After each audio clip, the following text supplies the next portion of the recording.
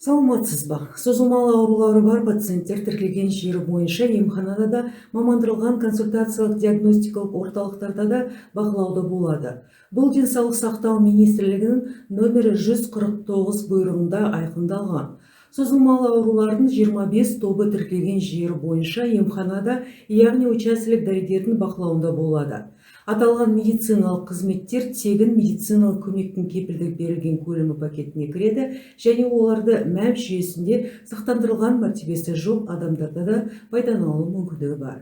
Екінші топ бұл консультациялық диагностикалық орталықтарда ТМКК шеңберінде, яғни бюджет есебінен бақыланатын 37 түрлі әлеуметтік маңызы бар аурулар. Оларға байланысты медициналық көмекті де сақтандыру мәртебесі жоқ адамдардың алу мүмкіндігі бар.